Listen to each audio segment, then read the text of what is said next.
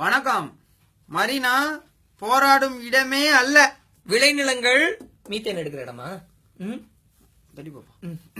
நான் மறுபடியும் சொல்றேன், மரீனா போராடுவதற்கான இடமே அல்ல. போராடாம இருங்கன்னு நீங்க சொல்றீங்களே, நாங்க போராடாம இருக்கிறதுக்கு நீங்க என்ன பண்ணீங்க? நிறைய பண்ணிருவோமே.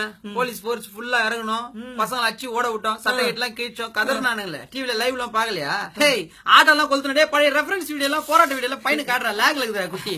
சொல்லபடி இப்ப 16 நாளா விவசாயிகள் டெல்லியில போராடிட்டு இருக்காங்கல்ல.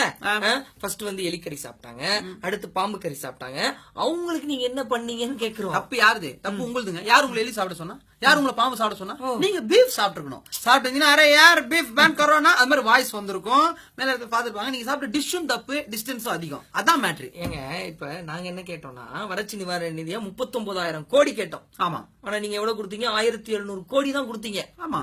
நாங்க வந்து போன வருஷம் மட்டும் தமிழ்நாட்டுல இருந்து டாக்ஸ் அமௌண்டா வந்து 1.3 லட்சம் கோடி கொடுத்துருக்கோம். 10லயே 141 வருஷமா இல்லாத வறட்சி இருக்குன்றதுனால நாங்க கேக்குறோம். இப்ப இவ்வளவு கொடுத்தா என்னங்க அர்த்தம்? இப்போ எங்க ஏரியால ஒரு சேட் ஒருத்தர் இருக்காரு. அவர்கிட்ட அடிக்கடி 2000 3000 வாங்குவேன்.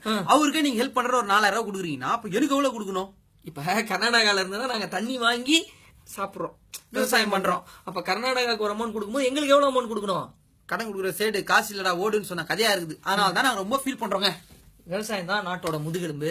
அதனாலதான் யாருமே திரும்பியே பார்க்க மாட்டாங்கன்னு நினைக்கிறேன். ஓகே.